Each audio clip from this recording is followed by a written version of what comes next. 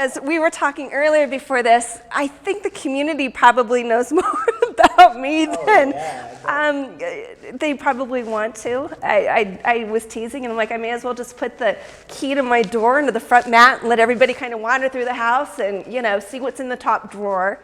The Connections podcast is sponsored by Cheyenne Video, the electric and solar specialist, and Elevate Studios. With special thanks to our Patreon sponsors, Pro Bros with Nick and Dina Inglet, Gabriel Piña with Piña Business Services, Desiree Lopez with Growley Bear Bakery, Melissa Munoz with Majestic Butterfly Beauty Salon, and Angel Cruz with Toilets on the Go.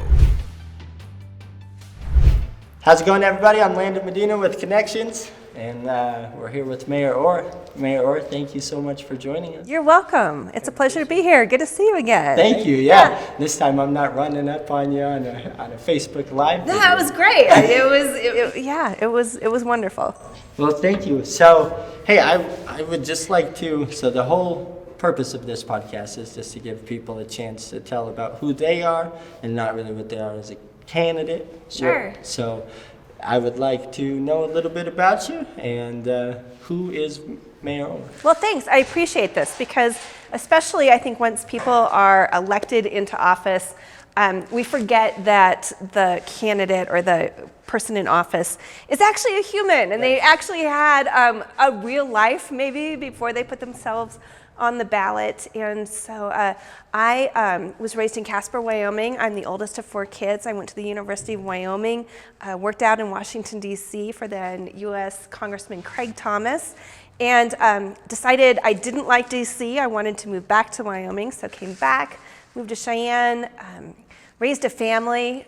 I was a lobbyist, one of those crazy words that people wonder, what that really means, and sometimes a dirty word. But I represented interests in groups such as the libraries and the Outfitters and Guides Association, mental health, everything that we kind of do out here in Wyoming. And so I really got to learn a lot about our government on a state level and how things work.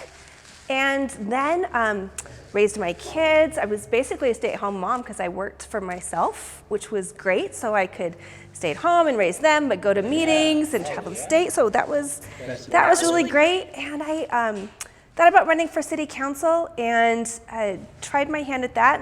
And Jeff White was selected, and he's a great council member.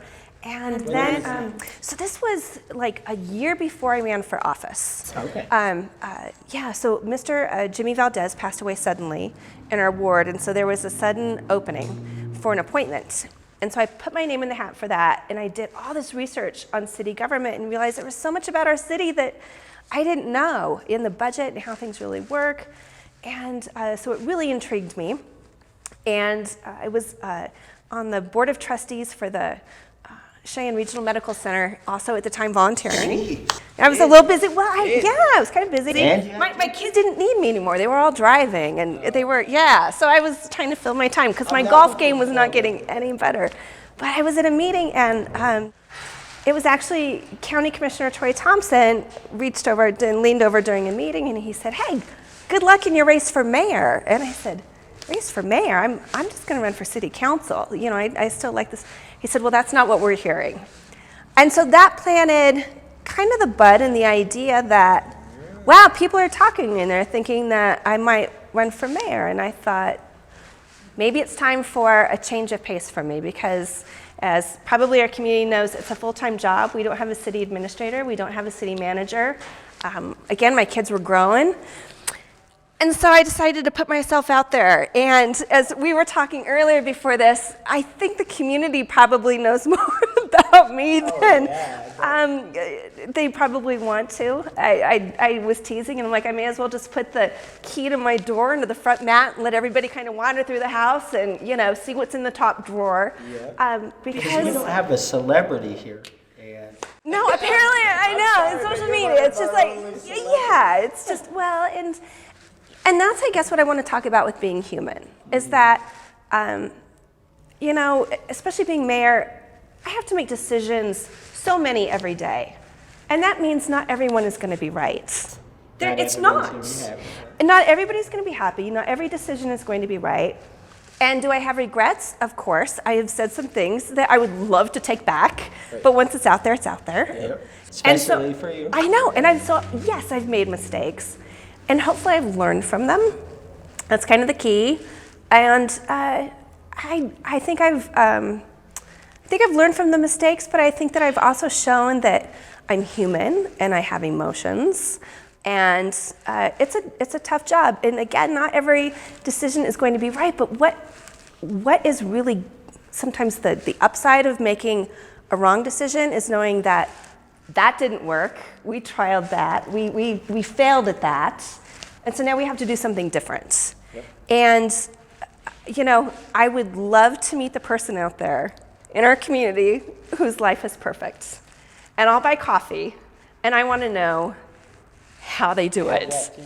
Teach me how to be perfect. Teach me how not to make a mistake. Teach me how not to open my mouth and say something I will regret later. And again, I'll buy coffee. But it seems like the bottom line here is that you want to see the community of Cheyenne succeed. I do, and this goes back to when I worked in DC. I was really raised with the fact that you leave your community better than you found it.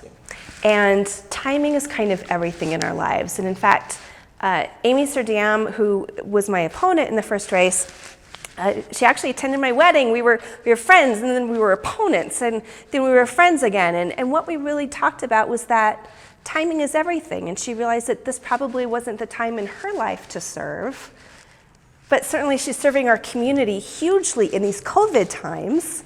In a way that is so much. She and her husband have Stitches, urgent care, and so she's been running our community through these COVID times in a very, very meaningful way. And so that's her calling. And so I think ideally maybe we're all kind of maybe put where we're supposed to be at the right time. Yep. I saw a video one time of survivors of September 11th that called in sick for work that day, and it said you're always where you need to be. That's it. I thought that was pretty crazy. Yeah, you're always where you need to be, which means that day you need to show up and do your best. Yep. And I try. Yeah, that's I make mistakes. Yeah, that'll happen though. We all make mistakes. Yeah. So tell us, I guess to humanize you a little bit more, tell us about your kids.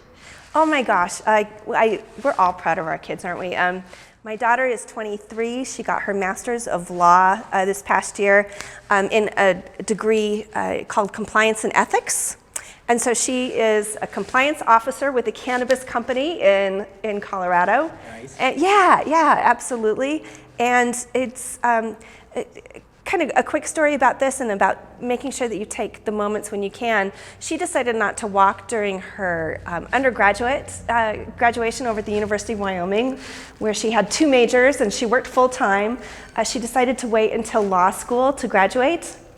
And she didn't get to walk then either because of COVID. Because of this? Yeah, so she had on. So never miss an opportunity. Don't think that you're gonna get that opportunity again. If there's anything we've learned through COVID, it's like, man, take every moment when you can because you might not get it again. So she had a virtual, Yeah, in my community, it's always like, you have to wear the, you have to wear the dumb hat, right? You gotta wear the motor. I rocked it too. Yeah, that's just, and my son Jack is kind of taking in my footsteps and really likes government and political affairs, and he's a political science major, a junior over at the University of Wyoming. So we know that we're not going to have football or fall sports over there, and we're just hoping that the kids still get to go to school and not be online so much as they are. It's really tough for our college kids. Well, it's tough for all of our students right now. But yeah, so he's over at UW, and I know, he's 21, and so they're pretty self-sustaining. Oh, everybody always needs mom, usually for money or something.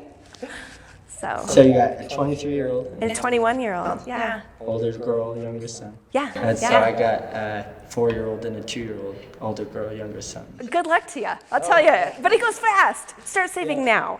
when they call you for pizza money or whatever it is. Yeah. It's coming, I'm sure. And they're already knowing how to work those little heartstrings right over. Oh, of course. Yeah, you might get to meet them here soon. It sounds like they might be on their way in. Good. And how to pit one parent against the other. Again, that's political bargaining in its best. Oh man, yeah, they're gonna be pretty good at it, I assume. Good. I think I do a good enough job on my own on doing that. Unfortunately, I get myself into some trouble. So, okay, if you could go back and tell yourself something from 4 years ago when you first ran, what would it be? Wow. I tell myself that there are going to be some really dark days ahead for your community. And it's going to be tougher than what you've ever expected. That would be one. But the other thing that I really learned, probably more so in the past, personally, in the past year, is patience with people and how important it is to temper your feelings and your emotions and your tongue. Because again, we're all humans, this is what we're talking about. And I don't know what's going through somebody else's life when they're raking me over the coals on social media. If I could go back, I wouldn't respond. And I've started doing that. So if anybody wants to fact check, go back and see how many times in the past year I've actually responded to somebody that has posted something on my response. I post something and I try just to leave it alone. It's gotta be hard, you know what I mean? Especially Wyoming doesn't really have anybody that's under the spotlight that much. I mean, you, Governor Gordon. Yeah. I mean, there's only a handful of people that really everybody's in their mess. It's absolutely. And I think the other thing that we forget is that I signed up for this. Will and I were talking, we paid our $25 to do this, and then we have to ask people for money to get behind us and support us. And then the public goes kind of crazy or whatever on social media, and our families are the ones having to read it. And it's very tough on spouses, it's tough on friends, it's tough on kids. It's tough on family, my parents, my cousin. I have family out of state, and they're like, "Oh my gosh, what is your community? Who is this person? Why do they dislike you so much?" Right. And it's like, you know what? They just do, and that's okay, and that's what I signed up for. But it's tough. It's tough as an elected official. So for anybody out there running, you need to be really gracious and kind to your spouses and your family, because it's going to be tougher on them than it probably will be on the candidate. Well, and they just might face stuff in different ways. Yeah, absolutely. I mean, I'm sure it's very difficult as a candidate as well. Well, it is, but there's so much. You know what? I feel so incredibly honored to have been in this position for the past 4 years, because I have had so many opportunities to make this community better and greater by the team that we have at City Hall. We have such a team at City Hall, truly. And the city employees, during COVID, people don't realize, your trash still gets picked up. And people don't realize that your house is actually really difficult to get to because it's a very narrow street, and they're doing everything they can not to take out your car and so our city workers work so incredibly hard. Yeah. So much behind the scenes goes on. A lot of people that can't take these off. Yeah, absolutely. Yep, our frontline workers were there so that we could stay home and socially distance. Right.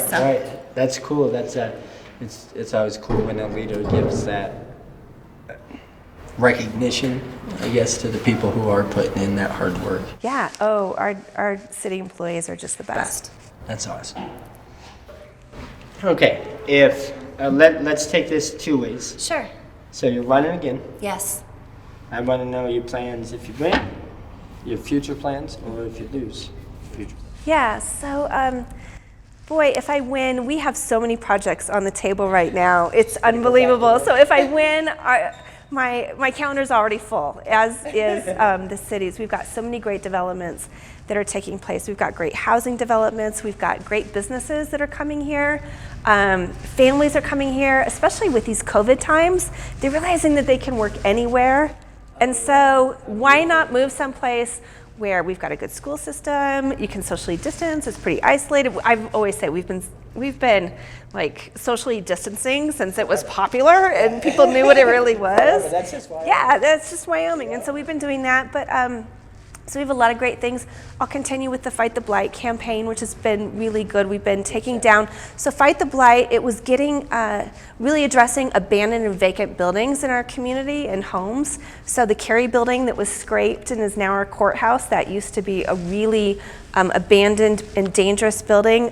Cole Shopping Center is now Blue Federal Credit Union. We worked closely with them to get their project up and going. The Atlas Motel is scraped. We're still working on the hitching post. In fact, we've got folks out there tomorrow morning cleaning that up. It's been certainly an eyesore and a problem for our community, but so that's been really good.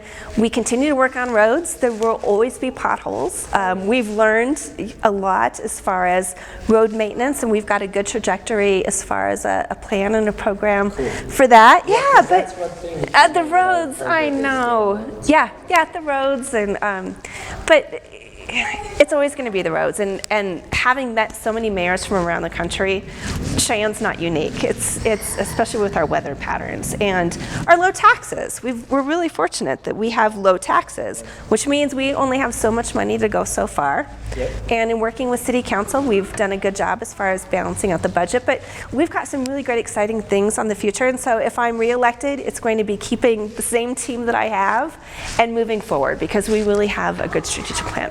I like that. Yeah, if I don't get reelected, it's not going to be the end of the world for me, because mayor will never define who I am as a person. It's not going to be the only one and only title that I've ever wanted. I will still be a mom, I'll still be a sister, I'll still be, a daughter. I'm sure it'll be nice to, once it's done, to not be a mayor too. I've had that conversation that, you know what, these times are not going away anytime soon. This is going to be a very difficult time for anybody to lead in any capacity, be it county commissioner, for everything. Exactly, because we're not going to have a vaccine for COVID until maybe the spring or summer of next year. But even, when would all that be applied? Right, And then applied. And then the economic fallout that we're going to be seeing. And so, and then the mental health issues, in my opinion, that I've saw something on that today on our group. Someone said something about a lot of suicide going up because of this. Well,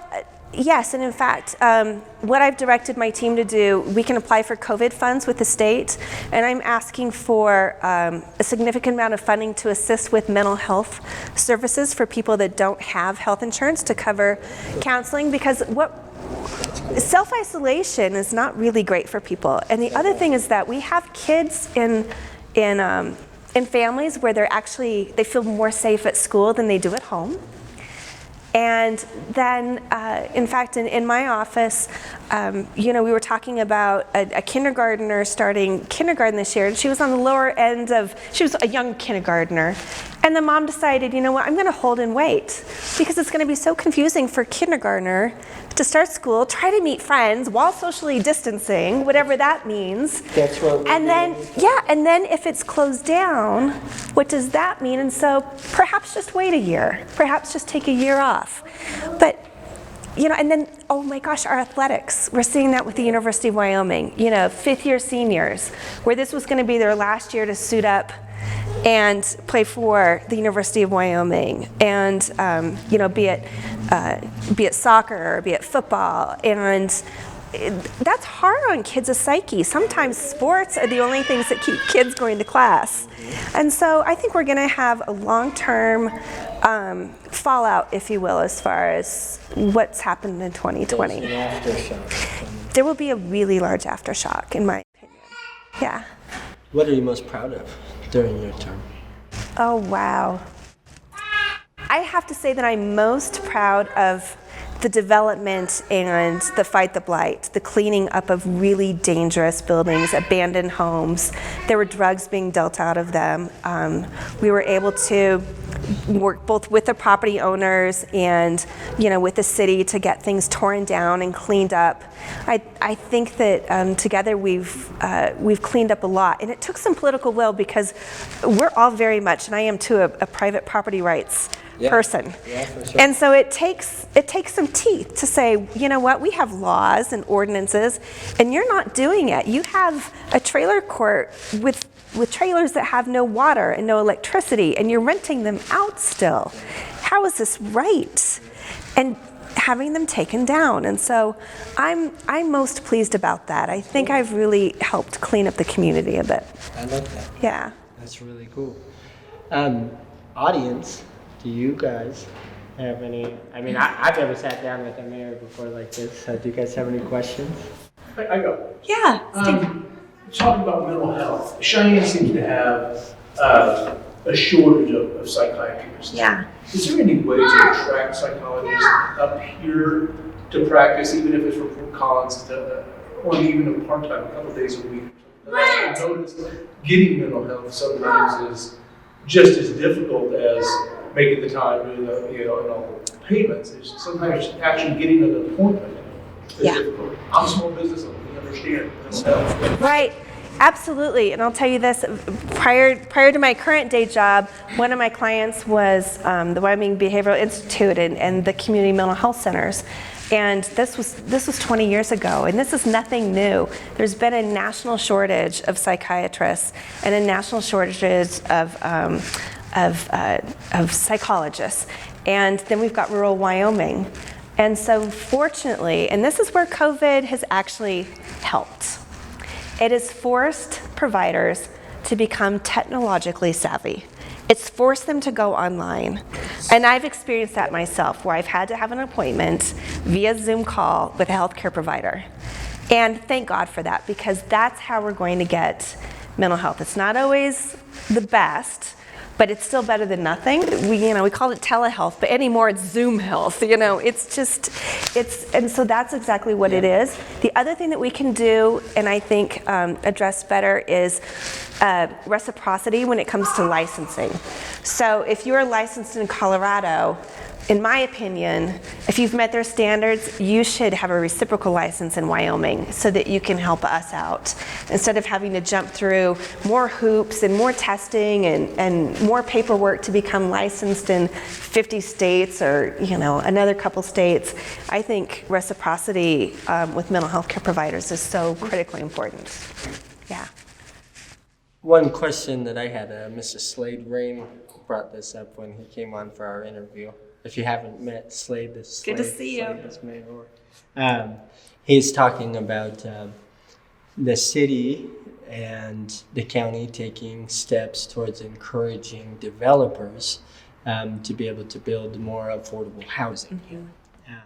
Coming from someone who's been in a position that has handled some of that stuff. Yeah.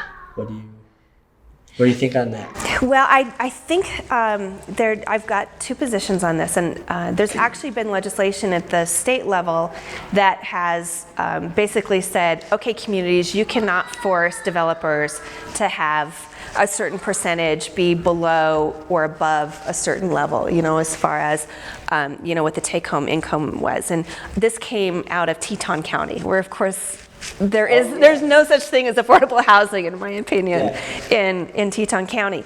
And so I believe that it's up to the private sector and the private market to drive those prices. But what we've really learned, and this will be the second most thing that I'm proud of, is that we have really decreased the red tape and the amount of time it takes for developers to get up and going, because time is money for developers, most definitely. And so if they're having to wait on permits or inspections, that's time. And that costs them money, and so they pass it on to you, the homeowner. And so one of the things that we're working on at City Hall that I'm very proud of is when it comes to getting permits through the Department of Environmental Quality through the state of Wyoming. If a developer's going to do a new subdivision, I've heard that it can take up to a year to get all of the permitting for your water development for those sites to get hooked up to our Board of Public Utilities. What we can do is what's called self-certification. And so we can take the state out of the loop, we can cut the state out and reduce another layer of government. Yep. And so our Board of Public Utilities will then be able to certify to the developer that, yep, your water system, you're all ready to go. Let's get you up and going. And so we think that we can reduce those developments by anywhere from 6 to 4 months, which again, when you're talking development, that's a heck of a lot of time, and that's an awful lot of money. So just getting the private sector more involved and getting as much government out of the cookie jar as we can. Absolutely. And again, another outlet of COVID is we are looking at doing online review plans. So that if you're a developer, you don't have to come to us, and you can automatically find out who's looked at it or where the holdup is, and maybe it's your architect or maybe it's us, but you'll be able to go online in your slippers and figure out where your project is in the works. Good. So yeah. And just that'll help open up a lot of avenues of communication. Absolutely. The process. Absolutely. Yeah. In fact, we're gonna test drive that system actually, and we've had at least one developer try to break our system and find out where there might be faults in that line of communication online. Okay.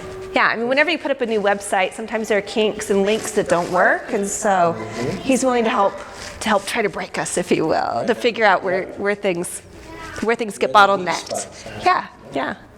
So if you had one thing to say to your voters. Wow. Well, what I have to say is it's been a complete honor and privilege to have been the mayor of the great city of Cheyenne over the past 4 years. We all together have seen some ups and some downs, both as a community and in our personal lives. And again, I just want to say that I'm so privileged.